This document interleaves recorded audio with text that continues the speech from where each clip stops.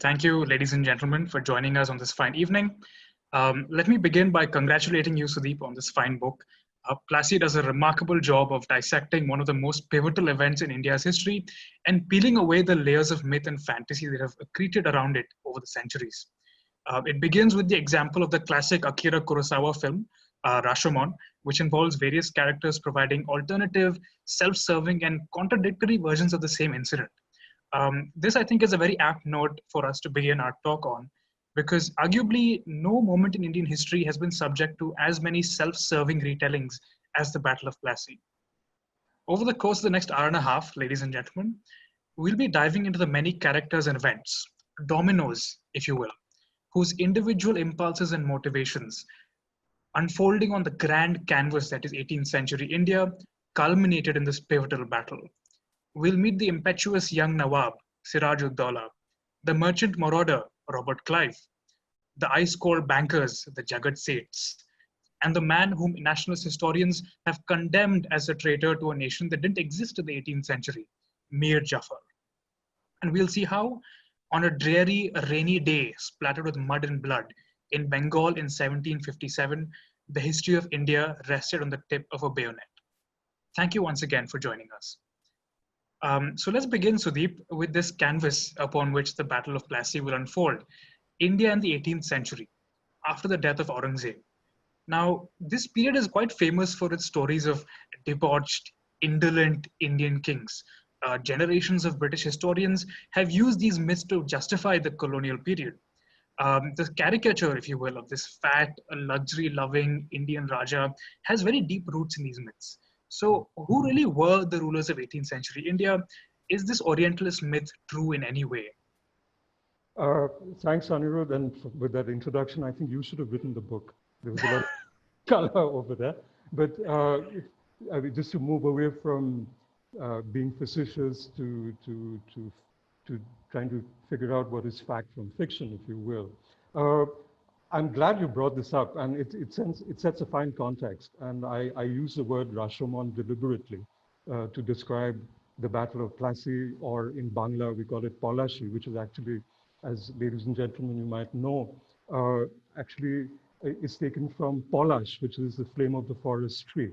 So Polashi is actually the place of Polash trees, ergo flame of the forest, and I thought that was a good reference. But I wanted to get that out of the way because in the discussion about Plassey, we often miss out the root word, which is quite important. But about fat, debauched Orientalist or Oriental monarchs or kings or sultans, as if you will, or sultans from the Orientalist perspective. I mean, we forget about who Henry VIII was, and not too long ago. Not too much earlier than 1757 or the early 18th century, you had Louis XIV and the mythical quote from Marie Antoinette, who give them, when you ask for bread, give them cakes. So I'm not sure actually where this sort of great mythology of Orientalism derives, except from the idea of Orientalism itself, which is grand myth making for a particular purpose,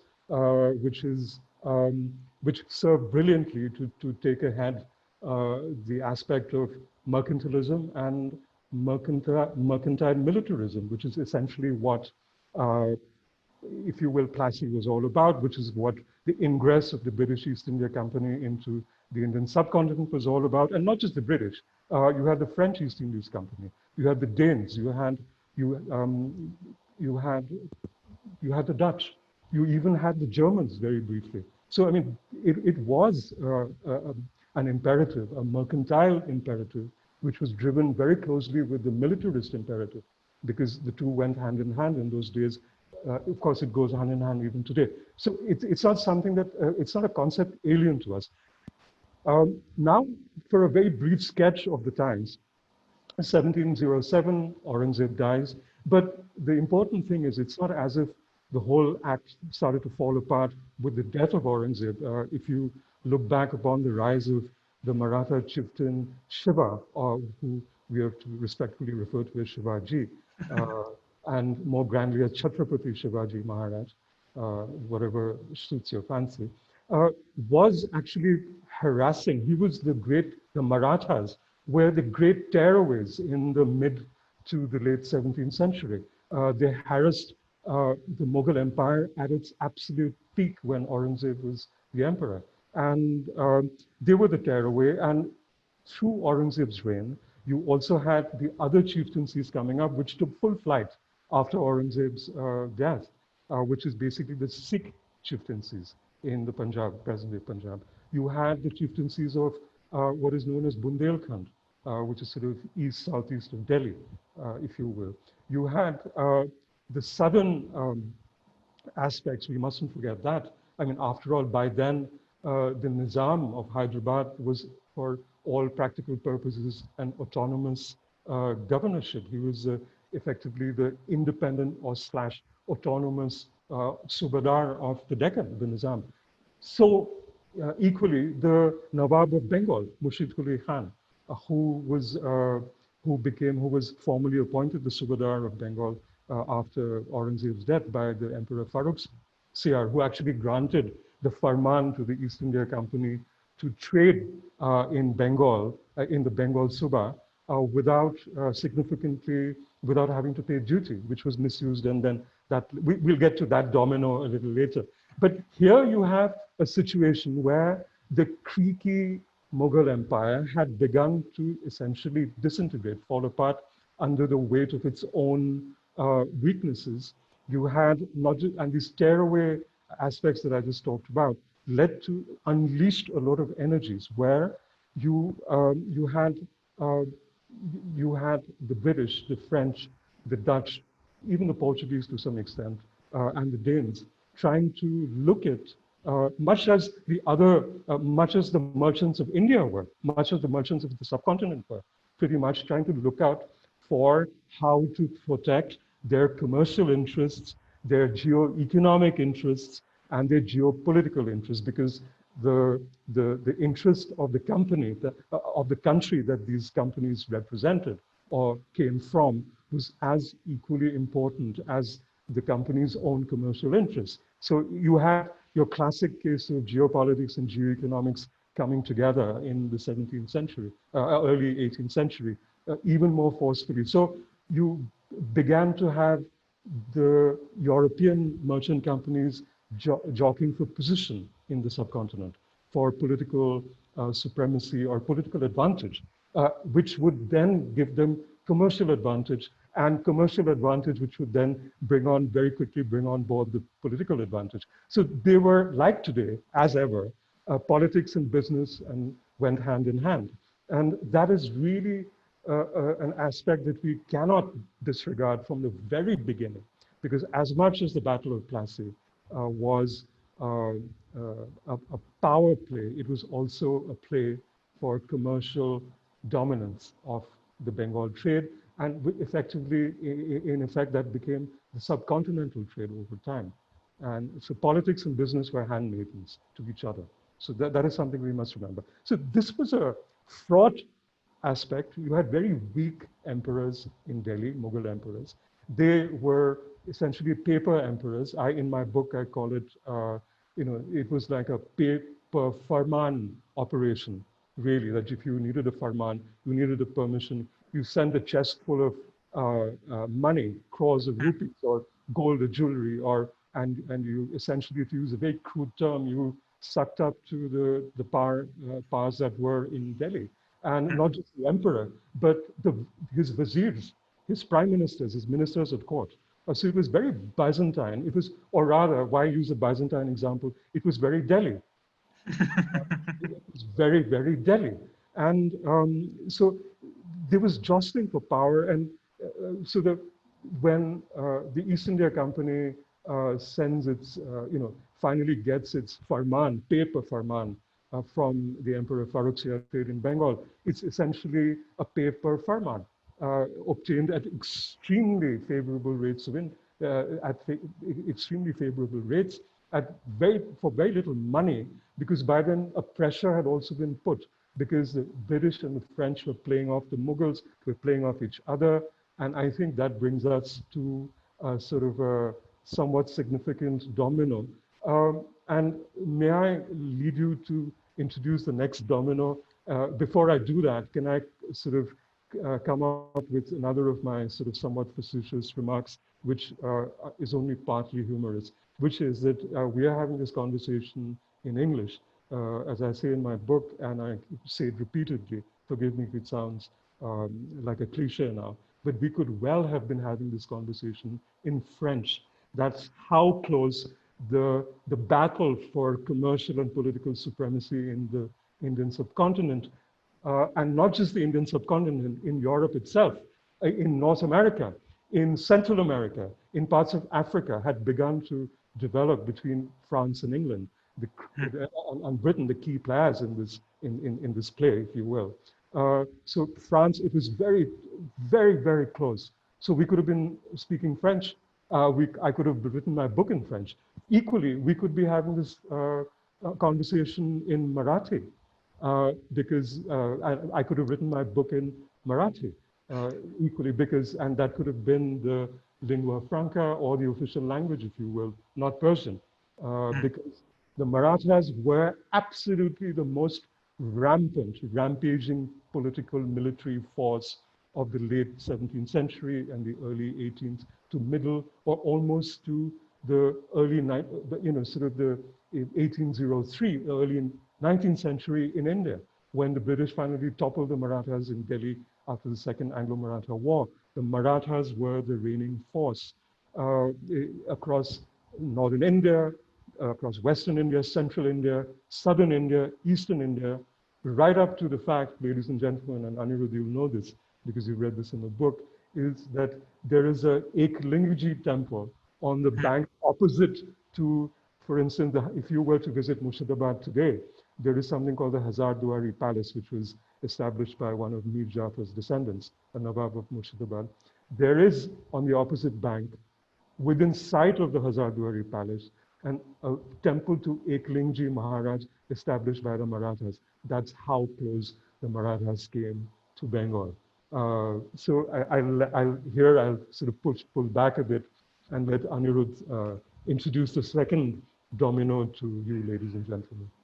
Before we move to the second domino, though, there's some really interesting details that really struck me when in your chapter about 18th century India. One thing that had really bugged me when I was studying Mughal history in school, for example, was the fact that Farrukhsiyar gave away this priceless farman to the British East India Company for what, 5,000 rupees or something, which seems like absolute peanuts considering that they ended up ruling the entire subcontinent. And I couldn't for the life of me figure out why a Mughal emperor would do that for the British. What could they possibly have done that would oblige him so much that he would give them this? And your book had a very interesting take on that.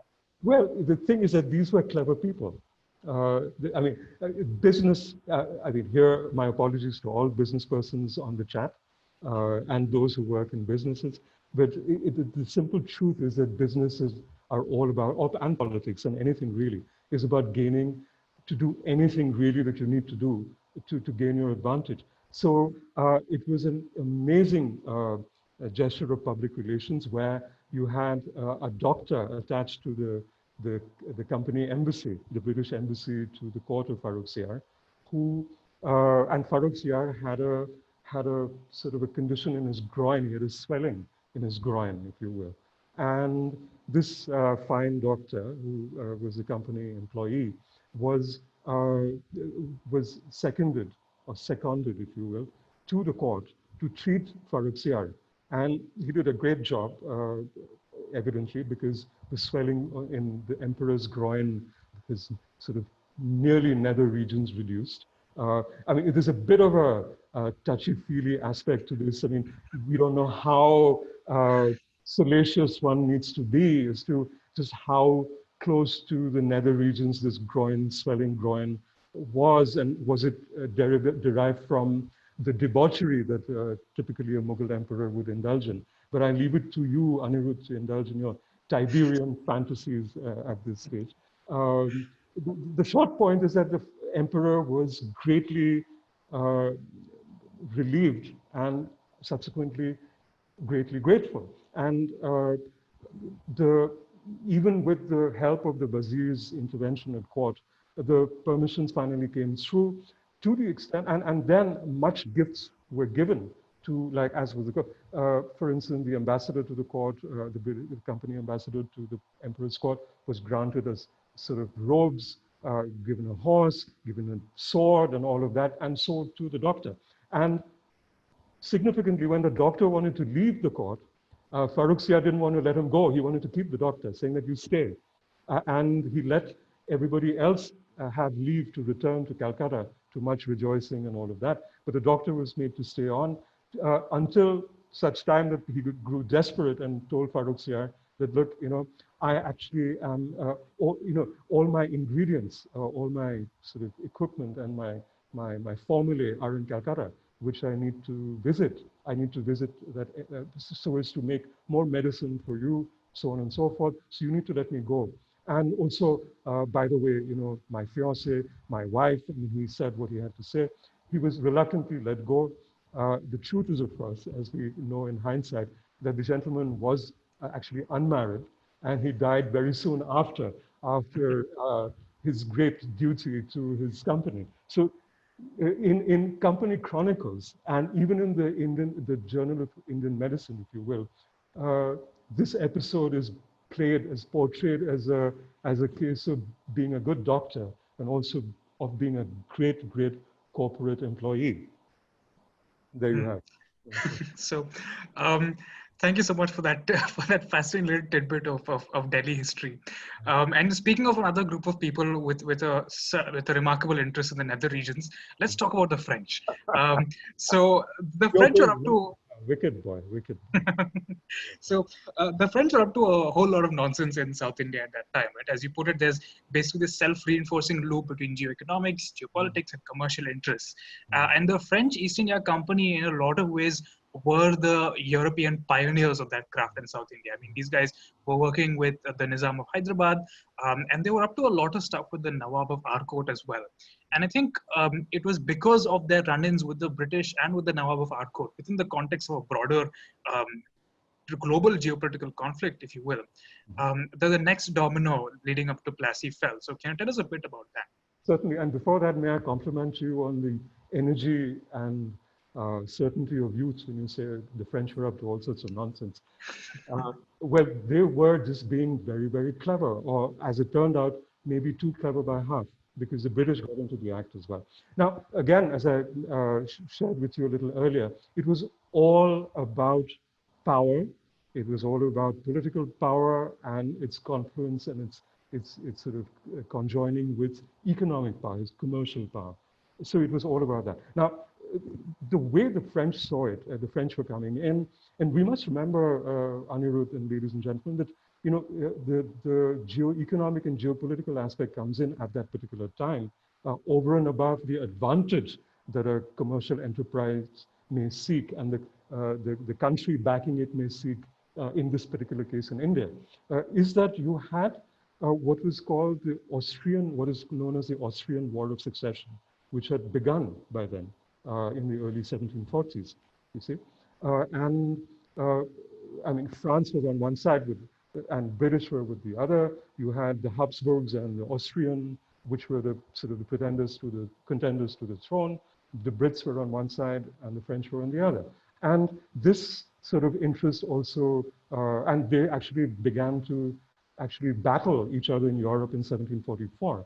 Now, what you had then is that you had this very ambitious and very crafty and very clever governor of, in the French, I would call it headquarters of Pondicherry at that time, which was mirrored at that time by the British East Indies Company headquarters in Madras, the Madras Presidency, because Calcutta, which came to prominence many decades later, was not yet the center of British power in the subcontinent, had not yet become the capital, if you will, of British India. It was then Madras. So you had Pondicherry, and then further north, you had the British HQ, is the company headquarters in the Madras Presidency in Fort St. George, like you had the French headquarters in Pondicherry. The French governor was a gentleman called Dupleix, and he was sort of negotiating with the rulers, as you rightly said, of southern India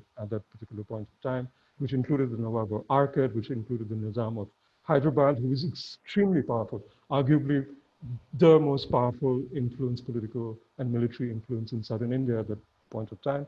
And he would be, Dupleix would be sort of negotiating, sort of offering French forces, French expertise, French, you name it, French know-how, if you will, to intercede on their behalves, fight the little battles, and gain commercial concessions for it, gain trade benefits, gain territory where they could be trading. So the British saw that as a threat. And then you had a situation where the French and British joined forces, 1744, you have the Second Carnatic War come into play, which sort of, again, was sort of came together very neatly with the Austrian War of Succession, with the two nations already fighting.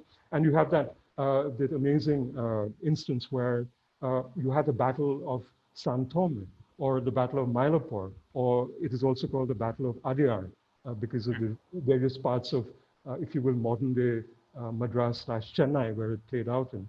And you had essentially the French and the British were fighting at that particular point of time. There was a French governor in Mauritius called Labourdonnais. You'll find streets named after the gentleman if you go to Pondicherry today. He came as a part of the Austrian War of Succession and British and French influences in that. He brought a huge flotilla/armada, impressive, into the Bay of Bengal in order to secure French interests. And he and the British were absolutely appalled by that. They negotiated with the French. Labourdonnais was extremely aggressive. He came in and dominated the situation for a while. And they treated with the Nizam of Hyderabad and the Nabob of Arkad after a while to essentially make a play for Fort St. George, Madras, if you will. And the Nabob of Arkad actually tried to play diplomat and said, no, we don't want to do that because, you know, what about the British? I'm neutral in this case because, in this particular case, because I care for both of you. I mean, both of you are important for me. But as a true politician, he did swing to the side of the French to saying that, okay, but if you do take the fort, I'll sort of partake in the spoils. So you had this grand state where the French attacked Fort St. George in 1746, overran it, took it over. The British had to pay a humiliating, enter into a humiliating treaty where they had to be ransomed and all sorts of things. And then the Nawab of Arkad felt that Dupleix, by then Labourdonnais had gone away back to Mauritius, and Dupleix was trying to play his double game again.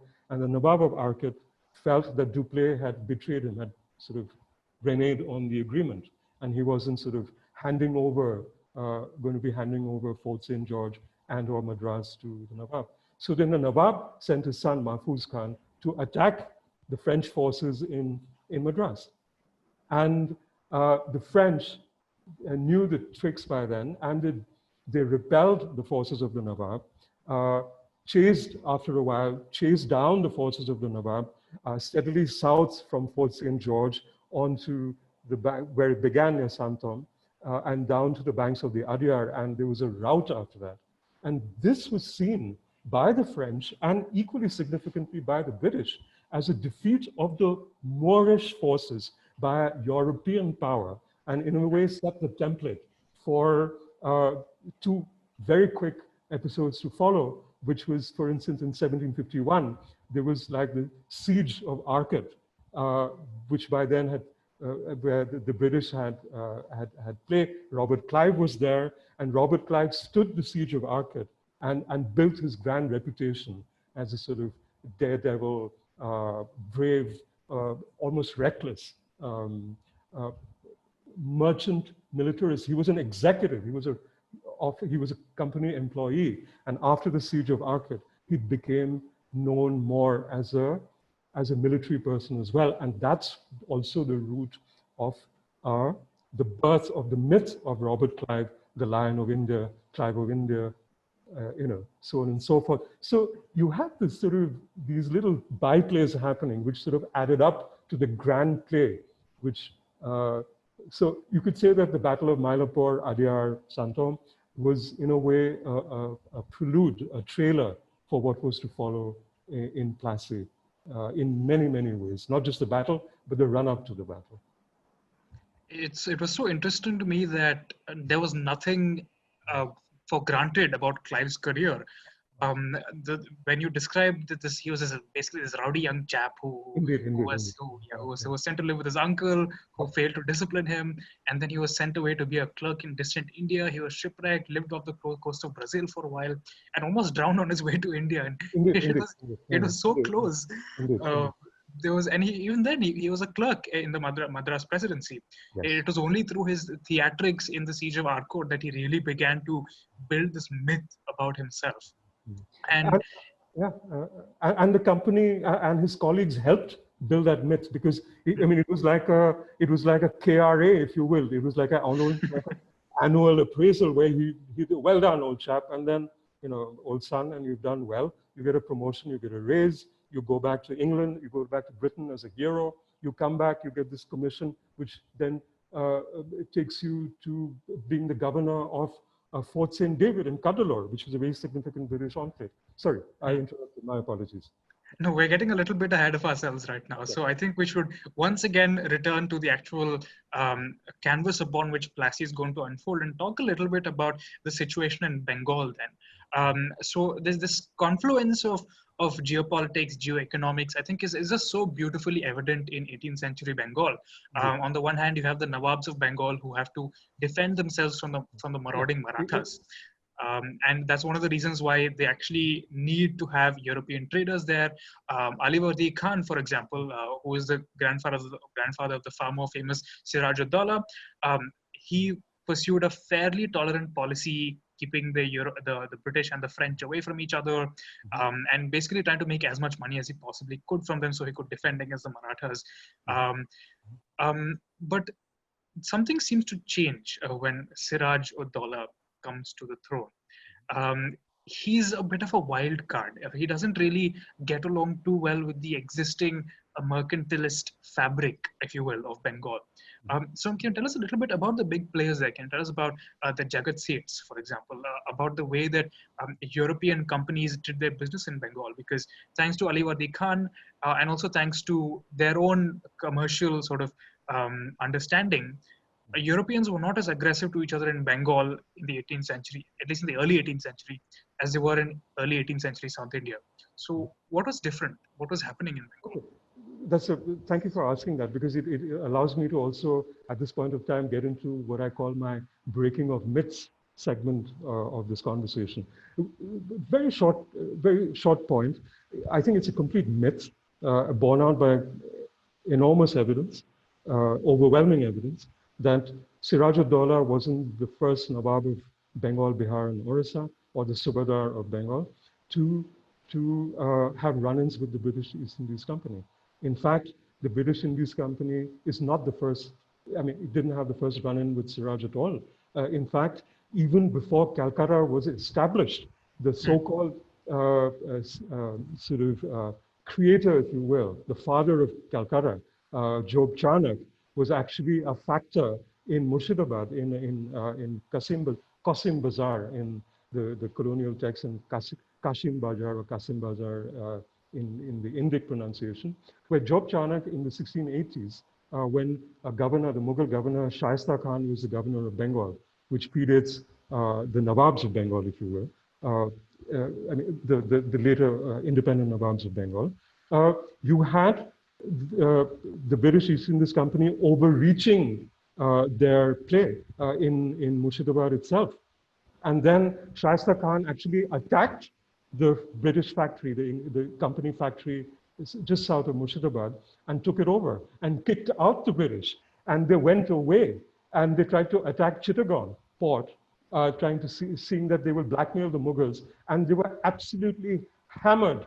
The British fleet and the British effort was absolutely devastated by the Mughals over there. And it's only after Shaista Khan left Bengal in 1688 that you have the British again currying favor with the Mughal court, and then getting permission to buy a few some plots of land from local families like the Subarna Rai Chaudhuris and the Baniks and the Sultanate Kalikata, so on and so forth, where and then establish Calcutta. The Nawab who followed soon after, called Murshid Quli Khan, he also had run-ins with the British East Indies Company, the English company. His son and his grandson also did. And then you had Alivardi Khan. He too had run-ins with the company. Only that it was sort of it didn't go into all-out war like it did during Shah Khan's time, it did during Siraj's time. They would push back. And the company has always been aggressive, Anirudh. Let me remind you, and I'm sorry to digress, but I feel this is very important in setting the context. You had Sir Thomas Roe, who was the ambassador to Jahangir's court, Emperor Jahangir's court, and he was the royal ambassador, right? He was not an ambassador for the company. He got permission for the company. So there, again, we must remember that the Crown and company were together. It was a joint project, a joint venture, right through, nothing different. So even when he was doing that, on the other hand, he was saying, let's interdict Mughal shipping in the Arabian Sea. Let's put pressure on the Mughals so that we can negotiate deals, our terms better in Delhi. So the British company always was playing this sort of pressure tactic, using this pressure tactic against the Mughals from the get-go, even before they got permission to set up the factory in India, the first factory in India. So, I mean, and soon after, this process would keep going on. So, and that is the context. Let me just sort of fast forward it to Bengal now, which is your question. So you have a situation like in the Nizam of Hyderabad is effectively an autonomous governor. So you have Alivardi Khan as autonomous, even though he's battling the Marathas. He does battle them, and he tries to sort of upstage them, and he finally signs a treaty with the Marathas by giving them the chauth, agreeing to give them the chauth, 1/4 of the revenue of Bengal, which is basically what they wanted in the first place, and then ceding the province of Orissa to the Marathas.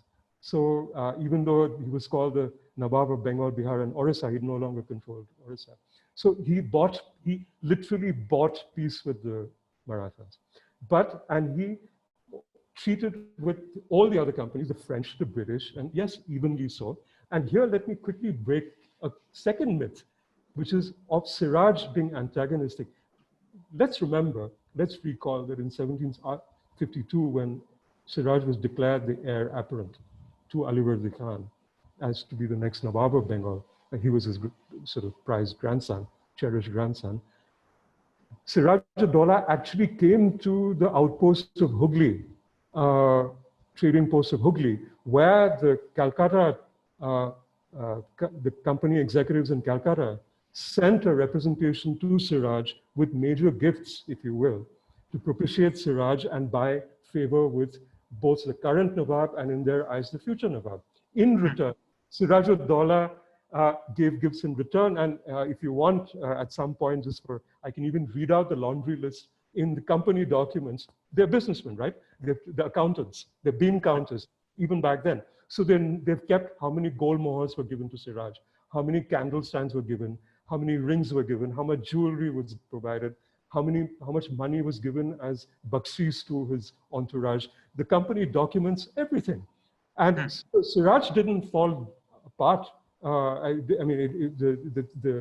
There was no breach with the company up until 1756, where you had instances in 1755, 1756, when Alivardi was very ill, and it was clear that he wouldn't last too long. And by then, that the free trade, the duty-free parwana, the farman that the company had received for Eastern India, Bengal in particular, to trade freely, began to be misused by company executives. And in turn, they would like sublet it, they would like sell it, sell the contract. And then you had the tension building up on that account. You had by then the tension, there was equally another geopolitical, geoeconomic thing, by which time you have the 7 Years' War breaking out again in Europe between France and Britain. Tensions building. So the British East Indies Company and the French East Indies Company again begin to prepare to do battle with each other as proxies for their countries as well. And so the company starts to fortify Calcutta, Fort William in Calcutta. The company starts to fortify the factory in Qasim Bazar near Murshidabad. This doesn't go down very well with Siraj-ud-daulah at all, who can see it as the heir apparent that the British are breaching all agreements that they've entered, not just with the Mughal emperor, but also directly with the Nabob of Bengal, who is actually the de facto power in that place, not the paper tiger that the Mughals were by then. So they see this and they don't like it. And Siraj and Alivardi Khan repeatedly entreats the British company to saying, destroy the fortifications, don't do this, whatever. But the Brits go right ahead because they see, they're thinking longer term. They are now thinking about how to handle the French. They're thinking about how to handle the French who may be allying with the Nabob of Bengal. So they're looking ahead, and then tension begins to ratchet up. So it's not just an intemperate princeling who becomes a Nawab at the age of 23 and who's a debauch, who's supposed to be this alcoholic prince who then becomes a sort of debauched Nawab who takes on the British company simply because he feels the need of it. But let's remember that the company management in Calcutta, who were operating independently in council in Calcutta, independent even of the Madras Council, which it actually would answer to, they were repeatedly rebuffing Siraj as prince, even Alivardi as Nawab, and even after Siraj became Nawab. They were rebuffing Siraj. They were, and Siraj was no fool, even though he was young. I mean, let me reassure you about this. There were also instances of William Watts, who was a company rep in Qasim Bazar by then, actually reaching out to people who were upset with Siraj in Murshidabad's court, who were trying to depose Siraj we were trying to get rid of Siraj, neutralize Siraj from the time that he was not even Nawab. As a preemptive strike, Watts and his colleagues were reaching out to the powers that were in Murshidabad's court to try and ally and keep and control Siraj, who was by then seen by them as a threat, not just as against themselves, but also in relationship, in liaison with the French, who Siraj, though people call him dumb, was also negotiating with to try and counterbalance the British. He was not a fool. He was not a fool, Anirudh and ladies and gentlemen. That's a very interesting set of interlocking factors that you've described leading up to 1757. In the first place, you have rising tensions between the British and the French, which both the British and the French are perceiving differently. In the second place, you have a council in Calcutta that behaves increasingly independently and slowly becomes more and more hostile to Siraj. And keep in mind, like if you're going to be the next Nawab of Bengal, if all you've known is that the Europeans are going to pay baksheesh to you, and all of a sudden you see them building fortifications and then conspiring with people that you know are hostile to you, you're not really going to have the best opinion of the British. And once you come to the throne, you're going to do all that you can to bring them back under heel.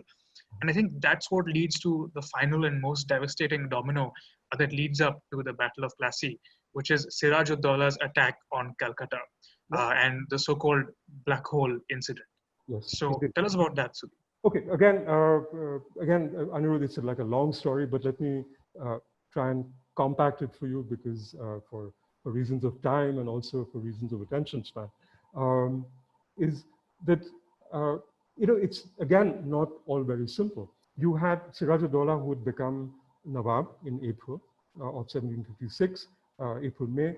And by then, people like Mir Jafar, who becomes more and more important as the story progresses, who was the army's accountant general. He was a Mir Baksh of the army, the Bengal army. He's cashiered by Siraj, and Siraj loyalists brought on board. The old nobility in Murshidabad is sort of pushed aside, and Siraj brings his own loyalists on board. So this bunch of people, and including one of Siraj's aunts, his mother's elder sister called Bhaseti Begum, who is livid because Siraj's younger brother, Ikram-ud-daulah, who she thought would become the next Nawab, has in the meantime died, and she can't stand Siraj. And she actively conspires with the people in court to try and bring a cousin to Siraj, Shaukat Jung of Purnia, in as the Nabob of Bengal. So there's a whole lot of plotting going on in Murshidabad to depose Siraj as Nawab of Bengal as soon as he becomes, even as he becomes Nawab of Bengal. And Shaukat Jung actually begins to move towards Murshidabad from Purnia, where he's the governor, as a vassal to Murshidabad, and in May. And Siraj just sends him a threatening letter, and he moves the Bengal army towards his cousin's army, and Shaukat Jung folds, sends a letter of conciliation, and goes right back. And the British see that. And meantime, the British the British Council in Calcutta is getting more and more brazen, is getting more and more jittery about the French. They're seeing the Mughals crumbling, they're seeing the Marathas coming, becoming more rampant. So they are also trying to cover their bases, and they're actually very, very rude to Siraj. And Siraj just blows up, literally he explodes. And he says that, I will get rid of you. And he begins to move his army, literally withdraws from Purnia, the Purnia campaign, sends word to prepare the army, the bulk of the army, which is still in Murshidabad, mobilize the army, which includes Mir Jafar and other cohorts, and start moving towards Calcutta. And he begins to move towards Calcutta in May, makes a rapid progress.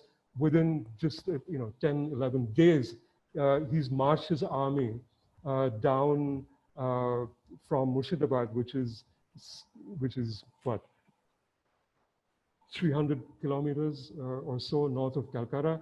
In those days, a full army marched to the outskirts of Calcutta, and the French are seeing the progress of the army from the opposite bank of the Hugli River, the Bhagirathi-Hugli River in Chandanagar, and are very gleeful about the whole aspect because they're seeing their competition go both. And they're gleeful, but they're also careful because let me now introduce very briefly the other aspect that you talked about, is that how come that they were fighting in the south but not in Bengal? Well, they had this bizarre arrangement called the Neutrality of the Ganges, which was not a treaty, it was an understanding, saying that the trade in Bengal was so lucrative, was the underpinning of profitability for every company, European company dealing in India, in the subcontinent, with its trade of dyes, with its trade of textiles, cotton, silks, all from Bengal, under the Bengal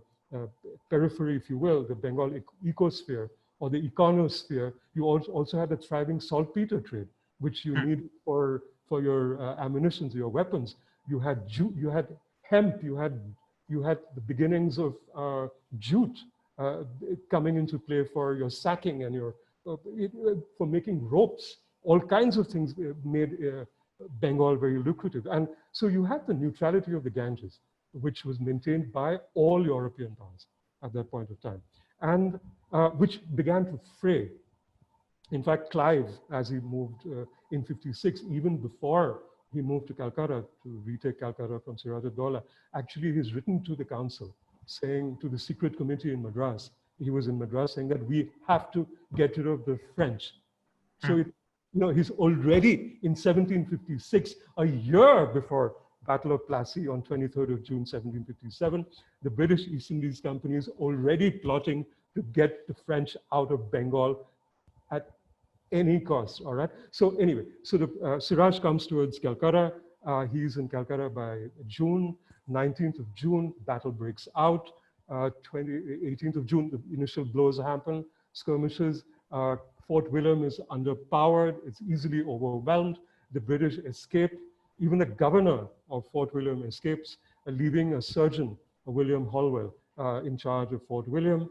And on the 20th of June, 1756, the Bengal army takes over Fort William, which is the center of the power in Eastern India for the British. And that night, most of the people have left, they've fled, they've gone downriver. The remaining Europeans and Eurasians, if you will, in Fort William were kept prisoner in Fort William. And there was an incident where a European soldier, British soldier, ran amok and he attacked the Bengal army soldiers at that point of time, at which point of time the order went out to incarcerate them into what became known as the Black Hole of Calcutta. So it wasn't just saying Siraj walks into Fort William and says, oh, bloody British, get the hell out, kill them, dump them. There's a whole, like a progression to that. Now, so Holwell makes this whole dramatic episode, and there is the emotional underpinning for the Battle of Plassey and so the destruction of Siraj and the demotion of Siraj is that X number of people, 146 people died in the Black Hole of Calcutta, men and women both. The numbers there are various estimates. The numbers can be seen to be grossly exaggerated by some, underestimated by others, including British and company sources. And a Bengali gentleman even went to the extent of measuring out the dimensions of the Black Hole of Calcutta and filled it with Bengali, what he called the Bengali peasants, who were far more frail than the Europeans, and he got far less number of Bengali peasantry, his tenants, in that enclosure than the British claimed that was in it. So anyway, so people died. Undoubtedly, they did. Next morning, they came up, and this became the grand myth of the atrocity of Siraj-ud-daulah, who, when he heard it, when he was woken up in about 6:30 in the morning, and his colleagues, his sort of underlings, were afraid of actually waking him up. I mean, that was a tragic thing. He didn't want to wake Siraj up and say, they wanted Nabob to get the rest for the night. Short point, people died. It blew up. It got sort of blew up into this grand event of great ghoulishness, of great emotional treachery, of this, this black mark on the native and Siraj-ud-daulah, who's portrayed as a villain, and that also aided this aspect. But when the British forces, when word went to Madras from Bengal, from the British who were camped at a place called Falta, downriver from Kolkata, which was effectively their HQ, or on board the ships, effectively, they sent, there was very little talk about the Black Hole. It was all about recouping the advantage in Bengal. So when, in October 1756, Clive, at the head of the land forces of a combined royal, His Majesty's government forces and the company forces, including Indian sepoys, which comprised the Telengis from Telangana of the old, who were great mercenaries in those times, left for Bengal, set sail for Bengal in October. 16th of October when they set sail, ran into a storm alongside with Admiral Charles Watson, who led the British naval forces, along with the company naval contingent. When they left, they were a force to recover Calcutta as a strategic objective, to also treat with Siraj-ud-daulah and earn the benefits. The Black Hole of Calcutta was not the narrative at that point of time. The Black Hole of Calcutta became a narrative in the years subsequent to Plassey. Exactly. You see, that's when it began to take shape. So the Black Hole actually became a retrospective rationale for this grand taking. And I'm not speaking as some kind of sort of nationalistic prophet. This is exactly how it played out. So when the Clive and Co., and I use Clive and Co. stop very advisedly, Clive and Company, and Clive and Company and Crown set out to reclaim Calcutta. They set out as a non-Black Hole expedition. And they went to Calcutta. They went up steadily upriver. By then, Siraj-ud-daulah had left a governor and moved back to Murshidabad, came into Calcutta, very effectively, with very little fighting, relatively little fighting, took Calcutta back in the first week of January 1757, upon which Siraj-ud-daulah came back with his forces to Calcutta. And the British were really scared that they will lose. They were not prepared. And because they saw the Bengal army, there were tens of thousands of combined troops of infantry, cavalry, elephant troops. We had the French still on the other side of the river, from opposite bank of the river from Calcutta. And then when Siraj-ud-daulah came back to Calcutta, then you had from the end of January to the first week of February, when people forget that Siraj-ud-daulah's army and Robert Clive army company forces actually had a clash in Calcutta, in North Calcutta, even before they met in the Battle of Plassey, in sort of early Feb. And that didn't go very well with either person.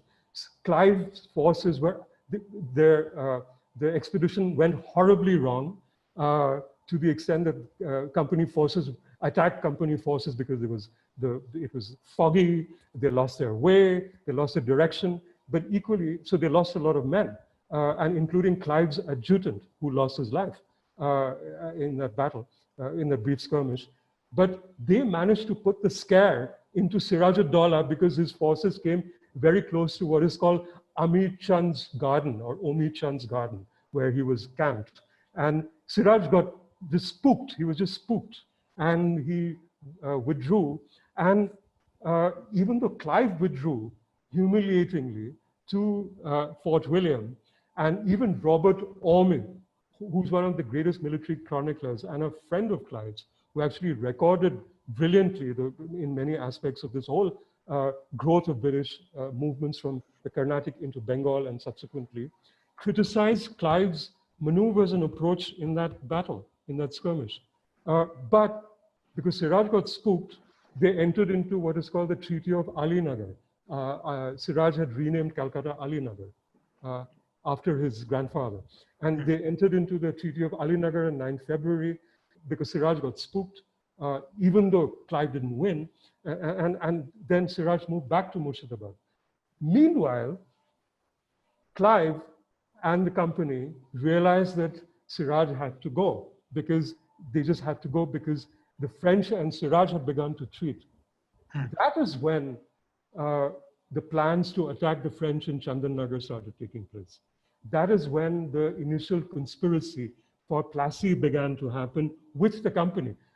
Remember the Plassey conspiracy, or the Murshidabad conspiracy was already in play. It became the Plassey conspiracy from late March, April onwards in 1757. So it wasn't happening for a long time. It just happened, bang. Clive and company and Admiral Watson and co, they go upriver, cross the river, attack the French headquarters, the Bengal HQ fort in Chandannagar, overrun it, destroy it, demolish the French interests over there.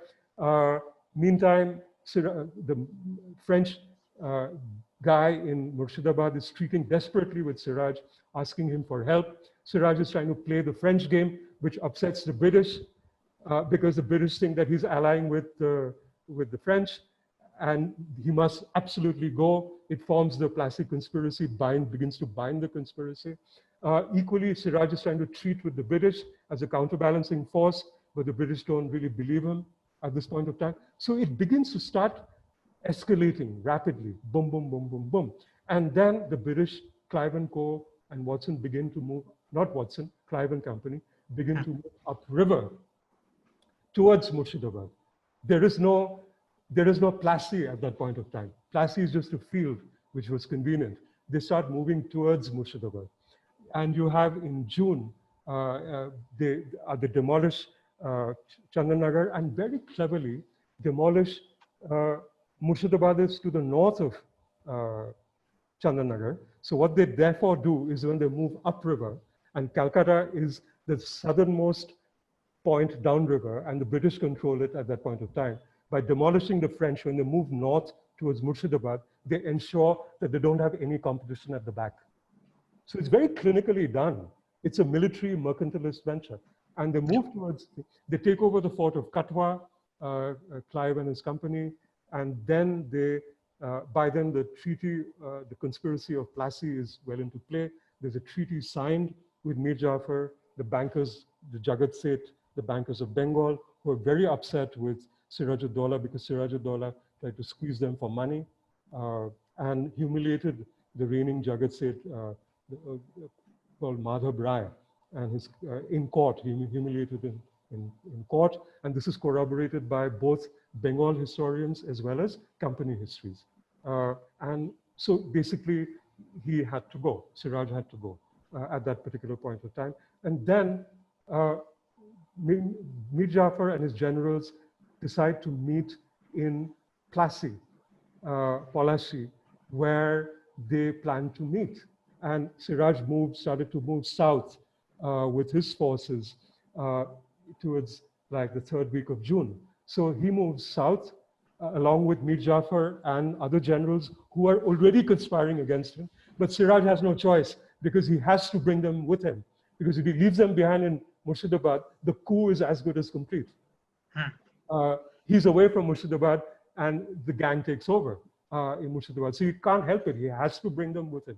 So Mir Jafar and co, and Clive and co decide to meet in the Plassey, and they agree that they will meet and they exchange a note. And when you introduce the next domino, I would love to read out this little piece, short piece about how indefinite even then the conspiracy was, because even with the so-called traitors in their tens of thousands away from Siraj-ud-daulah's army, conspiring with Plassey, conspiring with Robert Clive, I beg your pardon, there was absolutely no guarantee that the British would win the Battle of Plassey, that Mir Jafar would be the next Nawab of Bengal. So I've gone on a bit, my apologies, but I thought these little nitty-gritties tend to get overlooked in the larger narrative. My apologies. So do introduce the next domino, Anirudh. So let me just pause for a second there, Sudeep, and kind of zoom out and give the audience like a bird's eye view of everything that had to go right and wrong to lead up to that fateful day in June 1757.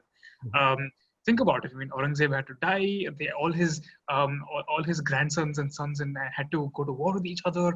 All these new powers, Hyderabad, the Marathas, these European powers had to rise. They had to have all these particular entanglements. Some dude in 1745 some British guy forgot to bribe the Nawab of Arkad and then keep the French off their back, which led up to the Battle of Mylapore, which gave the Europeans the sense that, yes, we can actually beat Indian armies.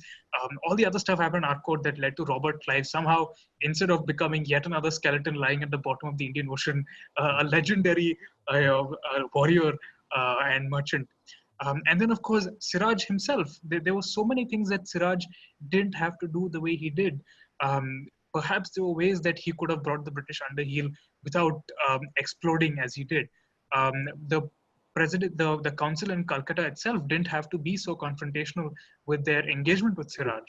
But all these factors come together. Siraj's treatment of the other members of his court, the wealth that all these other proud men have, the way it is the Jagat Seths, and all of these slowly fold together and create an opportunity.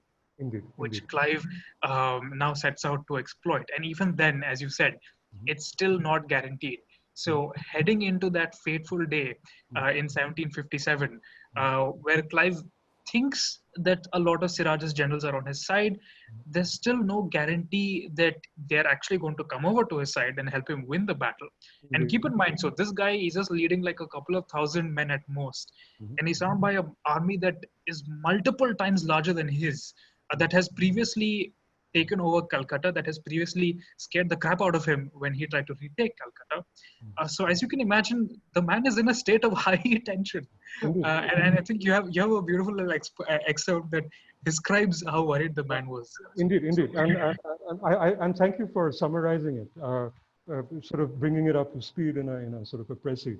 I appreciate that. Now, and as you know, Anirudh and ladies and gentlemen, that Clive was a sort of an opium addict, and he was a nervous wreck. He was very highly strung. he was go-getting and so on and so forth, but he was equally a manic depressive, which probably explains why he killed himself several decades later. It sort of almost falls into place. But let me share with you what he writes. I mean, here it is 2 days before the battle, and on 23rd of June, 1757, and he's still not sure that Mir Jafar is going to come through and the Plassey conspirators are going to come through with the deal. And this is according to company sources. This is not according to nationalist Indian historians or Bengali nationalist historians. These are company sources where Robert Clive writes this note, my friends, to Mir Jafar, his key conspirator on the other side, saying, I am determined, and here I'm reading an excerpt from my book, quoting company sources. Clive tells Mir Jafar, I am determined to risk everything on your account, though you will not exert yourself. I shall be on the other side of the river this evening. That is the Hugli-Bhagirathi river, which is to the west of to the battlefield of Plassey. If you will join me at Plassey, I will march halfway to meet you. And then the whole Nabob's army will know that I fight for you. Give me leave to call to your mind how much your own glory and safety depends upon it. Be assured, if you do this, you will be Suba of these provinces. But if you cannot go even this length to assist us, I call God to witness, the fault is not mine. And I must desire your consent for concluding a peace with the Nabob. And what has passed between us will never be known. What can I say more than that I am as desirous of your success and welfare as my own? 2 days before the Battle of Plassey, Robert Clive is so nervous that he's planning to talk peace with Siraj and just call off the whole enterprise because the whole thing is about securing the company's interests, right? So even at this late stage, even though he's fighting Siraj to try and secure the company's interests, he's equally keen to just give it all up and suck up to Siraj, make peace with Siraj in order also to protect the company's interests. And even, one source says that this happened just a couple of hours before the battle, which incidentally began around 8 in the morning on 23rd of June, 1757. Some sources say it was sent the night before. Even as late as that, he's still not convinced because there's no indication from Mir Jafar that is going to come through. So he writes again to Mir Jafar, Clive to Mir Jafar, whatever could be done by me, I have done. I can do no more. If you will come to Daudpur, this is a village north of Plassey, I will march from Plassey to meet you. But if you won't comply even with this, pardon me, I shall make it up with the Nabob. So even at this late stage, he is so unsure that it will go through. And even, which I guess brings us to the next domino, Anirudh, is that, and probably the pre-final domino before I think our audience has been extremely patient. And I hope you have questions. And before I hope that we open up the interaction. So to your domino introduction now, Anirudh, take us there. And it's so interesting to me that on the day before the battle, both Siraj and Clive were absolute nervous wrecks. Yep. They had no idea what was actually going to happen on that day. So let me just quickly share my screen. There's this beautiful little illustration of the battle. I hope the audience can see. But this basically is the layout of the battlefield on the day of the Battle of Plassey, 23rd of June, 1757. And do you want to take us over the layout, Sudeep, and I'll talk perhaps a little bit about these names that we see here, Mir Madan, Mir Jafar, Ya Latif Khan, and Rai Durlab, and the kind of roles that they would eventually play in determining the outcome of the battle. Indeed. Thanks for that. This map, friends, is right at the beginning of my book. And I'm very happy that Anirudh has shared this with you. I'll let you, before I sort of get into the detail, I'll let you have maybe 10, 15 seconds to actually run your eyes over it, absorb the general feel of the map and the battlefield. before I start getting to specifics. If you can see the arrow on your lower right, just above the scale, which points to where north is. So where north is basically where Murshidabad is, and where Daudpur, the village we just talked about, is even to the present day. There is a Daudpur today, and there is also a Plassey today, by the way, as well.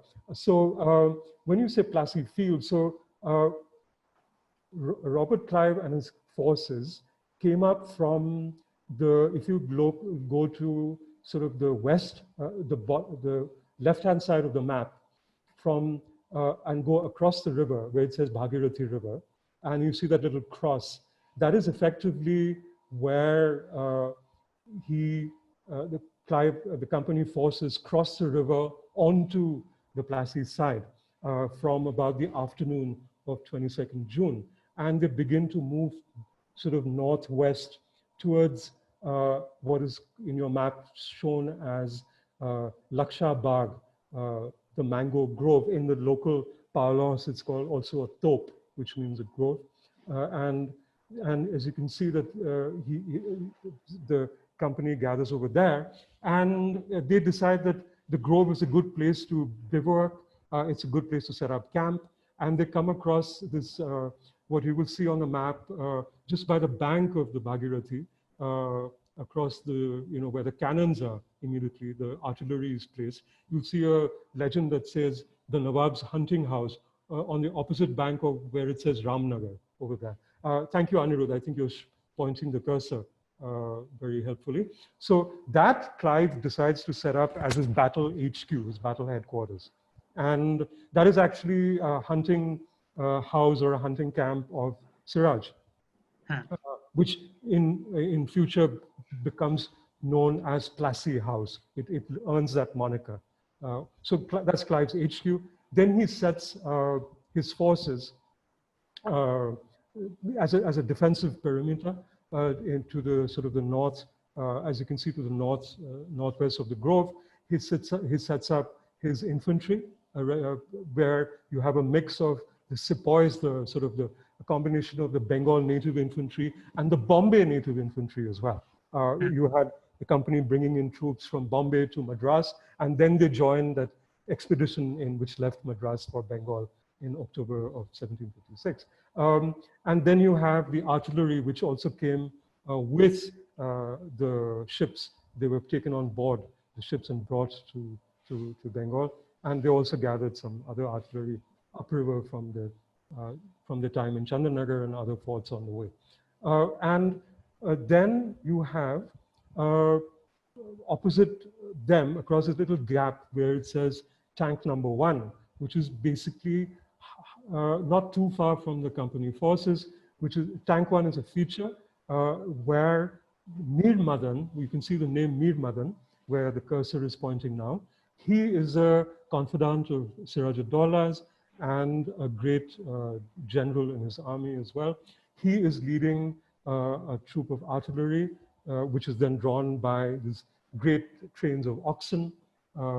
And he's over there. That is the front. That is what the Americans grandly call the leading edge of the battle area, or some such nonsense, to use Anirudh Kanisetti's grand term. And then behind them are arrayed the infantry and so on and so forth. And behind which you see something called the Mounds. And you'll see that there is a sort of two lines behind the Mounds, which is another feature, and behind which is basically where Siraj is encamped with his entourage and his great number of forces. And now if you go to the lower aspect, where you see in an arc going from sort of northeast to sort of southeast, if you will, where it says the Nawab's army, and you have these names, Rai Durlab, then Yar Latif Khan, and Mir Jafar. These are essentially all co-conspirators, all part of the Plassey conspiracy. In fact, interestingly, when the conspiracy with the British came about, Yar Latif Khan made a play to be the Nawab, the next Nawab of Bengal, but nobody really bought into that that option. So then he stepped back, and then Mir Jafar became, if you will, a consensus candidate for Nawab. So these are the three generals with their troops under their control, including cannon, including cavalry, including infantry, who were ranged sort of northeast to southeast, away from the main body of Siraj's loyal troops. So effectively, you have the Bengal troops depicted by what says, the figurines that are depicted, the symbols where it says Mir Madan. So if you think it through, friends, you'll understand why the hell Robert Clive and his colleagues were so nervous, because when they come to the grove, they already can hear Siraj's army's noise and campfires, because they already reached way before the British army did, the company army did. When they wake in the morning, they see the forces arrayed against them, in front of them. 5,000 of theirs versus an estimated 50,000, including the so-called neutral/traitorous forces of the Bengal army, with Mir Jafar, Latif Khan, and Siraj-ud-daulah. And you can see why they're nervous, because if Mir Jafar decides at some point that the battle is going Siraj's way, he and his colleagues can switch sides, triple cross, if you will, and steamroll, come in from the northeast and southeast, and absolutely steamroll the company forces in the mango grove. There's nothing to stop them, not even the relative protection of the mango grove, because this, even with attrition, the numbers are simply too huge.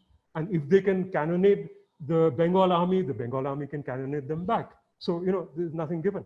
So you have that, and then the battle begins, and the battle begins to go. Sudeep, just a quick little interruption. I'm sorry, but we're running a little low on time, and we're going to need time for questions a little later. I'm sorry, my apologies.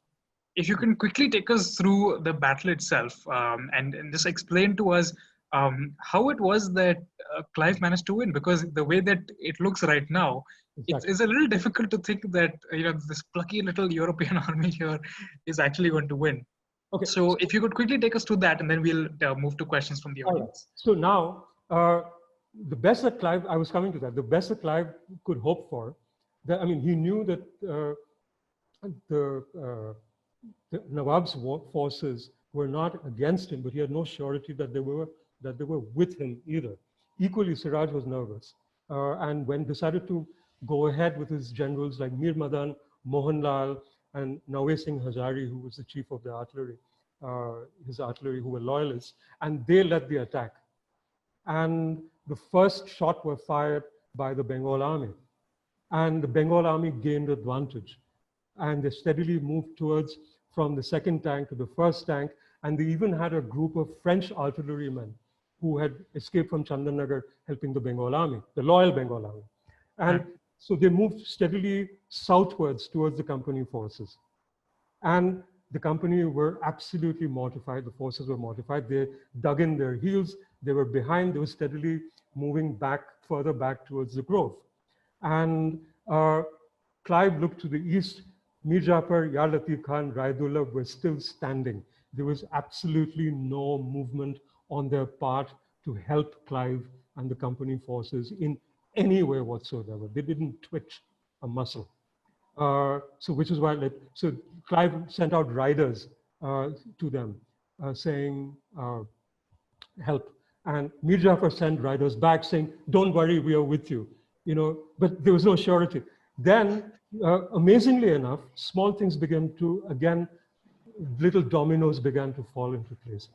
It was middle of the monsoons, 23rd of June, cloudburst, heavy rains already in Bengal, heavy rains.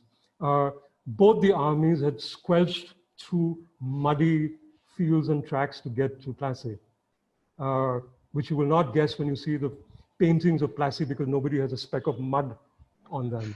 They're all pristine and clean uniforms. And then it began to rain. There was a downpour. And weirdly enough, but maybe logically enough, the ammunition, the powder in Siraj's cannoneering, cannoneers got wet. The powder began to get wet, to get damp, and wouldn't fire. And the British cannoneers had their stockpile in the mango grove relatively well protected, relatively drier. So they could discern the cannonade begin to visibly lessen. And the infantry started to move forward, the Bengal infantry. The British then, through a Jack called Major Kilpatrick, who saw the opportunity, decided that there was a time, there was a little break, and it was a time for the company forces to move northwards towards tank number 1, where or midway to tank number 1, if you will. I mean, they had come even closer. They were somewhere in the middle, where the cursor is pointing right now. And then Clive was woken up. He was in stupor, out of complete exhaustion. Someone said that he was there to change his clothes, which was sudden. Anyway, so Clive took over, said, okay, we move ahead. And then a stray, equally a stray British cannonball, which were firing more rapidly than the Bengal army cannoneers at this point of time, sort of hurt Mir Madan, fatally injured Mir Madan, hit him on his thigh, carried his thigh away. And he was fatally injured. He was historians say, was brought into Siraj, and sort of he bled to death in front of Siraj. Siraj reached out to Muzaffer for more help. No help was coming. And Mohanlal, his other general, Nawab Singh Hazari, decided to press the attack along with the French. After a while, Nawab Singh Hazari also died in battle. And then another domino fell into place where Siraj, according to history, called a conclave with urgent meeting with Muzaffer, and basically saying, I keep my turban at your feet. That is the sort of the hoary version of it. Please help me as you helped my grandfather. And Muzaffer said, no, nothing doing. And he counseled Siraj to withdraw for the day, regroup, and fight another day. And then Siraj sent word out to Mohanlal, who was still right in front, leading the charge, leading the fight back, if you will, counter charge. And you have this amazing sight, which the British talk about, amazing from their point of view, where everything was going for the Bengal forces, even with the lessening of the cannonade. And the Bengal army slowly started, the loyal Bengal army slowly started withdrawing. And the British kept on pressing their advantage. The French cannoneers couldn't believe it. Mohanlal couldn't believe it. He argued with Siraj. He was overruled. Muzaffer, Latif Khan, Raidullah held their ground. The Bengal army kept pushing. They kept retreating to tank number 2, then to the Mounds, and then even further back. And in the meantime, the British company forces kept moving up from tank 1 to tank 2 to closer to the Mounds. And then later in the afternoon, around about 4 p.m. or so, the bulk of Muzaffer, Latif Khan, Raidullah's forces also began to withdraw from the battlefield, because after all, they had counseled they would do another day. When the army saw, the Bengal army, or saw the loyal Bengal army saw this grand movement, a retreat, a planned retreat, a recuperative retreat, turned into a rout. They just ran, they just kept retreating. And by 6 p.m., the Battle of Plassey was over. I mean, it's just amazing how it played out. Absolutely amazing. Siraj got onto a camel, to use your energetic term, useful term, he split. Towards Murshidabad, he just took off on his camelback with his forces following. Muzaffer and his met Clive's emissaries in Daudpur later that night. And Clive had reached Murshidabad late that night, early the next morning. And the rout that began at Plassey with the misleading misinformation and disinformation triggered by Muzaffer had become a grand victory and a grand loss equally. With grand victories come grand losses for the British forces, and Muzaffer, in 4 days, in 5 days, is anointed Nawab of Bengal by Clive, not the Mughal emperor. And in 10 days, Siraj is captured and killed. Yeah, wow. What a story. Yeah. You really managed to take us back there, Sudeep. So, yeah, thank you so much for this. It's been a fascinating conversation. And for more about the aftermath of Plassey, like the last two chapters of Sudeep's book are absolutely fascinating. Après Plassey and the epilogue. Um, Very, very poignant to see the transformation of Bengal's political economy after the rise of the British, and read the various ways in which Plassey is seen even today. But to get into more detail, you'll have to buy the book, of course. For now, let's take a couple of questions. We have one question from Agronil, who says that is it accurate to say that the Bengal military back then was not well mannered or schooled enough in the language of military terms?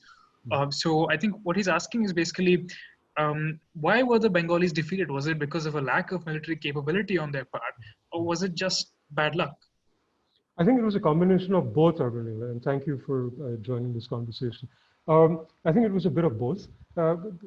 Please remember that it's the same army defeated the company forces a year ago, a year earlier.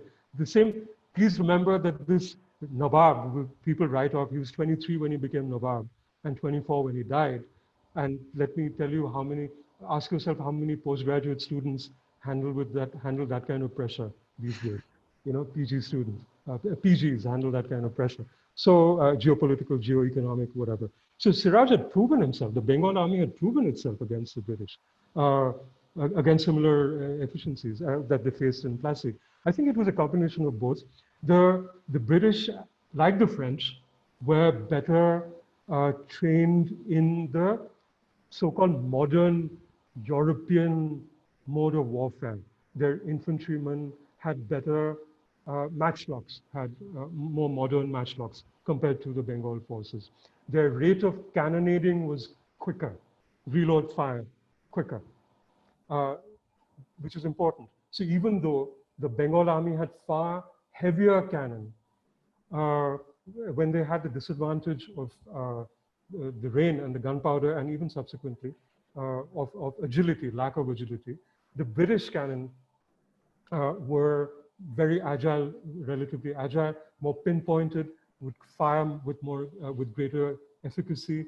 And their only real competition when this sort of withdrawal began was actually, ironically, the bunch of French cannoneers who were on Siraj's side, who were equally schooled in European warfare techniques and the rapid rate of fire. They were by far the most efficient force in the Bengal army on that day, the French in the point of time. So they had, the Bengal army didn't lack, the loyal Bengal army, I think, didn't lack motivation, even though there is a theory that they were not paid their salaries, so they lacked motivation and all that. But Siraj got them together. They were motivated enough to take the battle to the British, to the company. Let's not forget that. They were very motivated enough to almost win it.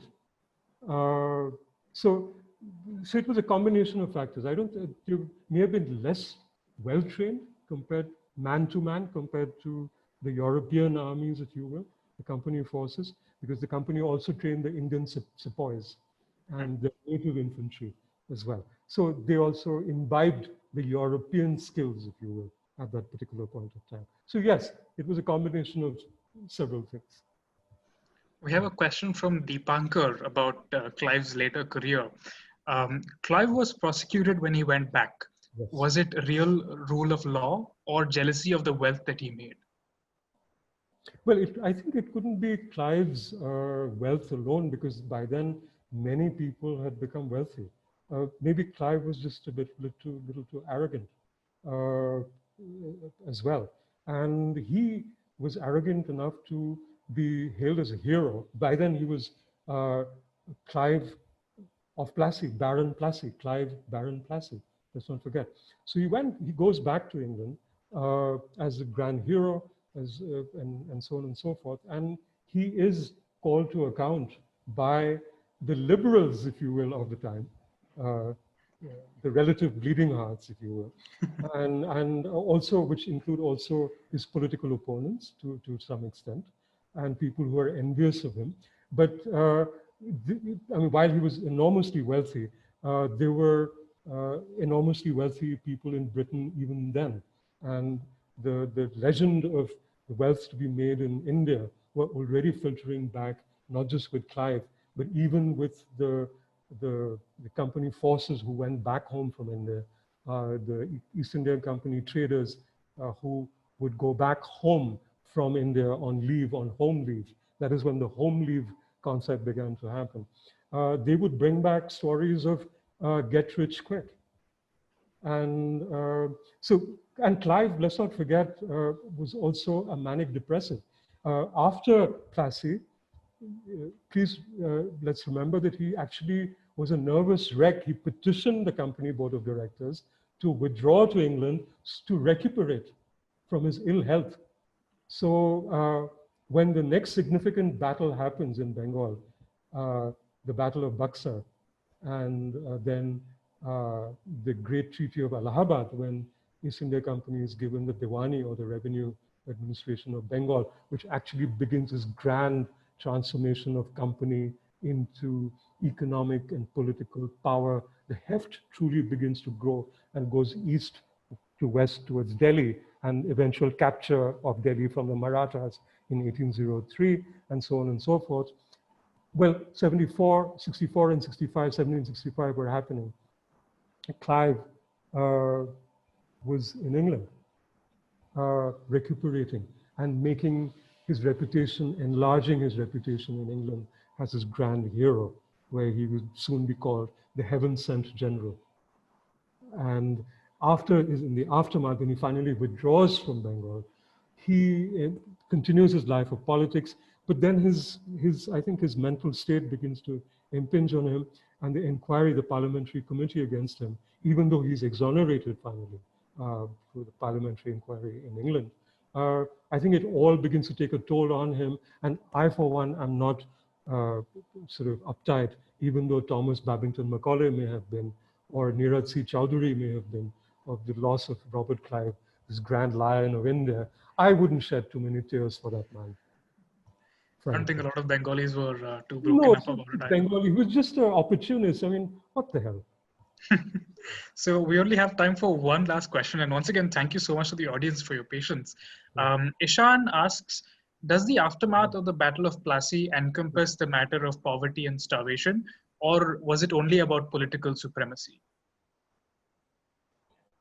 Thank you for asking that, because I mean, what the impoverishment of Bengal that begins to happen happens as a direct consequence of the Battle of Plassey and the company intervention in the politics of Bengal and the administration of Bengal. Because after Plassey, the company is basically, John Company becomes the Sardar of the Murshidabad court. They are the movers and shakers of Bengal, not Mir Jafar, not his son-in-law who's made Nawab after him, not Mir Jafar when he becomes Nawab again after Mir Qasim is deposed and by the company. All this is being done by the company, and all for a fee.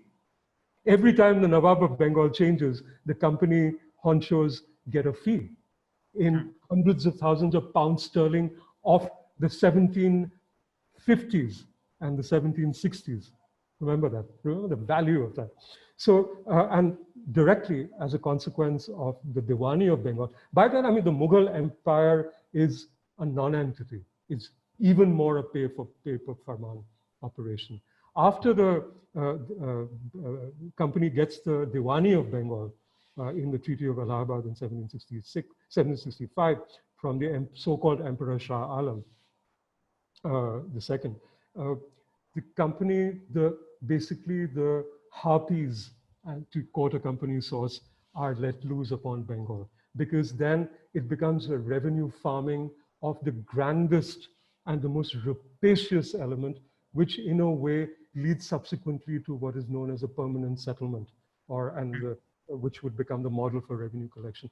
The agents of the Bengal government, ergo, which then becomes the effectively the company agents of the company, run riot. The agents recover money at any cost, even through the pre-famine drought situation, which begins to hit Bengal in 1759 onwards. The rains fail, a couple of rains fail.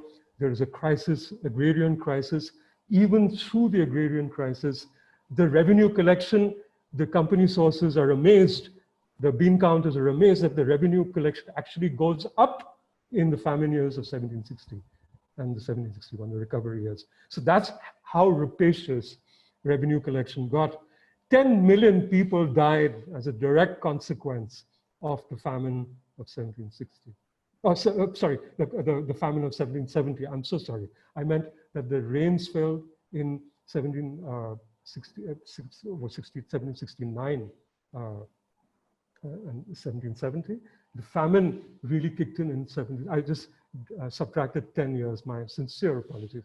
So the famine of 1770 in Bengal took away the lives of an estimated 10 million people of Greater Bengal, which includes present-day Bangladesh as well, and Deltaic Bangladesh and Bengal, which was a third of the population of the Bengal region.